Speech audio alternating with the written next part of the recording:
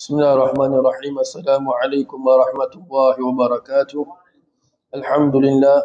Alhamdulillahillazi hadana lihaza wa ma kunna linahtadiya laula an hadana Allah. Alhamdulillahi rabbil alamin hamdan yuwafi ni'amahu wa yukafi'u mazida. أشهد أن لا إله إلا الله وحده لا شريك له وأشهد أن سيدنا محمدا عبده ورسوله اللهم صل وسلم على سيدنا محمد مفتاح باب رحمة الله عدد ما في علم الله صلاة وسلاما دائمين بدوام ملك الله وعلى آله وصحبه عدد كل ذرة ألف مرة اللهم صل وسلم على نور الأنوار والسر الأسرار وترياق الأغيار ومفتاح باب اليسار سيدنا ومولانا محمد المختار وآله الأطهار وأصحابه الأخيار عدد نعم الله وإفضاله سبحانك لا علم لنا إلا ما علمتنا إنك أنت العليم الحكيم رب اشرح لي صدري ويسر لي أمري واحلل عقدة من لساني يفقه قولي أستغفر الله العظيم الذي لا إله إلا هو الحي القيوم وأتوب إليه أما بعد. Alhamdulillah, kita kembali pada membacakan kitab Al-Miftah di Bab Nikah. Di mana pada minggu yang lalu telah kita membicarakan masuki bab yang baru berkenaan dengan membicarakan tentang mas kahwin. Maka kita menyambung apa yang dikatakan oleh pengarang di sini. Bismillahirrahmanirrahim. Mahrul misli wal musamma. Mahrul misli wa ma yurghabu bihi fi misliha hasaban wa nasaban wa bakaratan wa suyuba. Wa amma al musamma fahuwa ma yuskaru fil aqdi nikahi sawa'un kana mahra misli aw aqalla aw akthar. Pengarang sekarang akan membicarakan berkenaan dengan dua jenis mas kahwin. Satu yang dinamakan dengan mahar misil, satu dinamakan sebagai mahar musamma. Pengarang mengatakan di sini, mahar misil itu adalah sesuatu yang diinginkan, sesuatu yang dihajatkan ataupun yang disukai oleh orang-orang perempuan yang setaraf dengannya. Sama ada dari sudut darjatnya, dari sudut keturunannya, dari sudut perawannya dan dari sudut jandanya. Bermakna senang kata ialah biasanya itu adalah sebuah ataupun jenis harta yang biasa itu ditetapkan atau biasa yang diberikan pada upacara perkahwinan pada masyarakat setempat. Subhanallah, itu dinamakan sebagai mas kahwin mahar misil. Yang biasa diberikan macam kita di Singapura ni $100 ke ataupun 150 ke dan sebagainya. Jadi ini dinamakan sebagai mahar misil, makna mahar yang serupa. Serupa apa? Serupa dengan orang-orang yang bernikah di sekitarnya. Wa ammal musamma fahuwa ma yuskaru fi aqdi nikahi. Adapun yang dinamakan sebagai mahar musamma, maka ia adalah mas kahwin yang disebut pada upacara nikah. Sawa'un kana mahar misli aw aqalla aw aksar. Sama ada ia seperti mahar misli ataupun kurang daripadanya ataupun lebih daripadanya. Biasanya kalau kita di Singapura ni mahar musamma atau mahar yang disebutkan itu dia punya harganya tu lebih daripada kadar mas kahwin biasa. Sebentuk cincin ke, gelang ke, rantai ke dan sebagainya yang diberikan kepada pihak perempuan ataupun kepada isteri-isteri. Baik, dari itu jelas adalah pembicaraan pengenalan tentang dua jenis mas kahwin. Kemudian pengarang di sini mengatakan wa'lam anna tasmiyatal mahari fil aqdi mustahabba wa qad tajibu tasmiyatu fi suwarin mazkuratin fil mutawwalat. Ketahuilah bahawa sesungguhnya menyebut kadar mahar atau menyebutkan tentang mas kahwin yang diberikan ketika melangsungkan akad itu hukumnya adalah sunat. Jadi menyebut berapa mas kahwin yang diberikan itu ketika melafazkan akad hukumnya adalah sunat. Jadi kalau anda kata tak disebutkan, akadnya tetap sah. Itu yang dikatakan oleh pengarang di sini, bahawa sesungguhnya menyebut tentang mas kahwin, menyebut tentang mahar ketika melafazkan akad nikah itu hukumnya adalah sunat sahaja. Subhanallah, seperti dia mengatakan, aku nikahkan kau dengan adik perempuanku dengan mas kahwin sekian.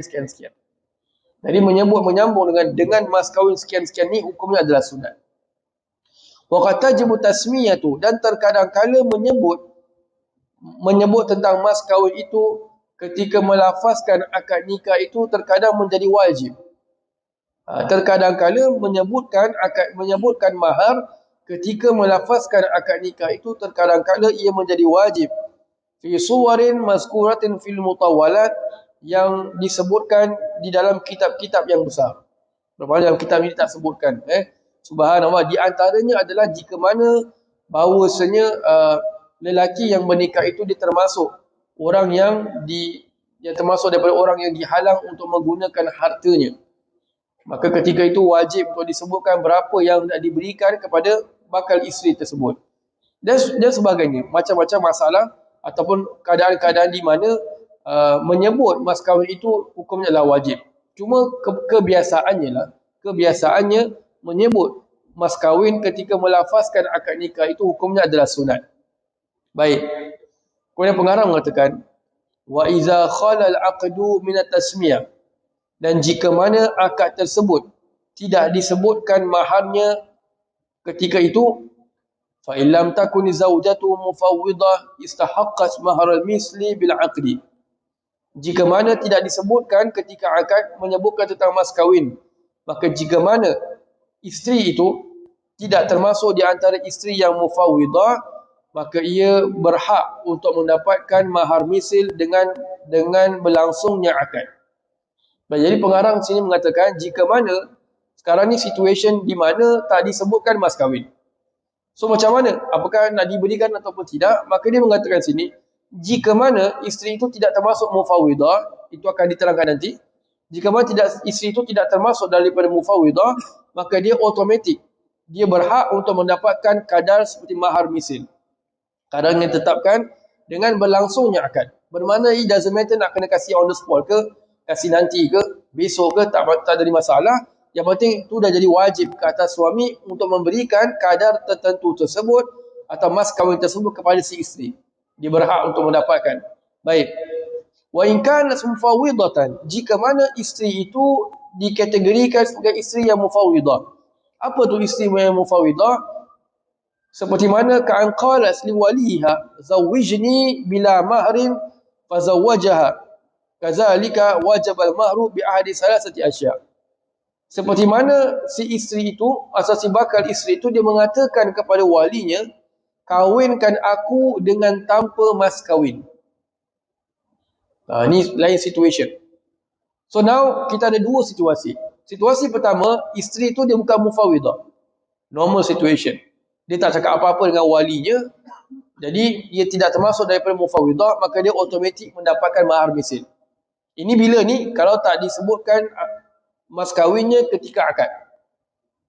Tetapi jika mana isteri itu termasuk yang mufawwidah, dia mengatakan kepada walinya, kawinkan aku dengan tanpa mahar.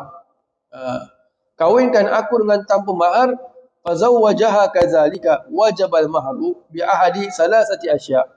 Maka kemudian walinya bersetuju untuk mengawinkan dengan keadaan yang demikian, bermakna mengawinkan dengan tanpa mahar, maka tetap wajib bagi si suami itu wajaba mahru bi ahadi salasati asya'. Wajib untuk si suami membayar mahar itu dengan salah satu daripada tiga keadaan. Jadi walaupun si isteri itu mengatakan kawinkan aku dengan tanpa mahar, maka bukan maknanya si suami itu hore-hore, selamat duit aku, tak pukai. Bukan. Dia kata sini wajib. Wajiblah maharnya itu dibayar mahar mas kahwin tu dengan salah satu daripada tiga perkara. Pertama, fardu zawji ala nafsihi mahra misliha halan ma'aridaha bihi. Jika mana suami itu telah menentukan pada atas dirinya sendiri. Suami itu dia telah mewajibkan atas dirinya sendiri bahawa dia itu akan membayar mahar misil. Suami itu dia dah memastikan dirinya sendiri untuk dia membayar mahar misil dengan kadar yang disetujui oleh si isteri itu. So suami itu dia dah tentukan. Dia tentukan mahar misil. Dia dah contohlah, dia dah tentukan, contohnya wajibkan ke atas dirinya bayar mahar misil seperti $100 dan sebagainya, dan si isteri itu setuju, maka ketika itu suami tetap wajib bayar. Dia tak boleh kata, habis kau kata suruh wali kau kahwinkan dengan tanpa mesin. So aku tak bagi lah macam itu. Subhanallah. Eh? Maka ketika itu tetap si suami itu wajib bayar. Suami itu tak wajib bayar. Yang kedua adalah wa fardul hakim idza imtana'a zawju aw tanaza'a fil qadri. Yang kedua adalah jika mana si hakim itu telah menentukan kadar, telah mewajibkan kadar untuk dibayar apabila si suami itu tidak mau bayar.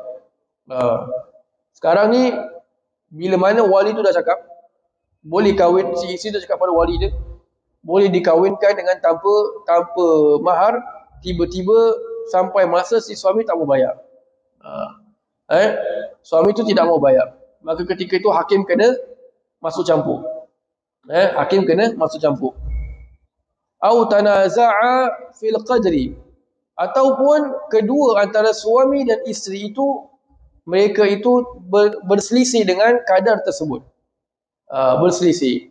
Sekarang suami kata tak ada, mahar misil sekarang cuma $100 je. Isteri kata tak ada, latest one 150. Dah bergaduh. Tak ada 100. Saya genap-genap kumpul duit 100 ni. Siapa suruh cakap dengan wali tak mau bayar, tak boleh bayar. Jadi saya kumpul lah genap-genap. Isteri kata tak ada, latest one 150. Gaduh. So suami kena, si hakim kena datang untuk selesaikan. Untuk masuk campur, jadi hakim kena tetapkan. Baik. Kemudian yang ketiga adalah wawatuhu iyyaha wa misluhu mautu ahadima. Dan yang ketiga adalah apabila si suami telah menggauli isterinya. Dan yang ketiga adalah bila si suami telah bersatu dengan isterinya, dan begitu juga jika mana salah satu daripada kedua suami isteri itu meninggal dunia. Jadi kalau dia dah bersatu, maka ketika itu wajib bagi si suami untuk bayar. Walaupun si wali tu si perempuan tu, si isteri tu mengatakan kahwinkan aku dengan tanpa mahar. Jadi dia tiga keadaan. Pertama, bila suami tu dah tentukan nak bayar, wajibkan nak bayar. Yang kedua, si hakim masuk campur apabila berlakunya apabila si suami tu enggan untuk bayar atau berlaku perselisihan antara suami dan isteri mengenai kadar mahar tersebut. Yang ketiga, apabila telah menggauli isterinya, si suami telah menggauli isterinya, begitu juga apabila mati salah satu daripada suami ataupun isteri. Subhanallah, inilah keadaan di mana walaupun si isteri tu dah mengatakan kepada walinya untuk mengawinkannya dengan tanpa mahar, tetap wajib untuk si suami bayar mahar tu dengan salah satu daripada tiga perkara tersebut. Wallahu a'lam bishawab. Jadi insya-Allah kita akan sambung pada esok hari mengenai tajuk yang baru insya-Allah. Wajib salawat dan tasbih kafaratul majlis.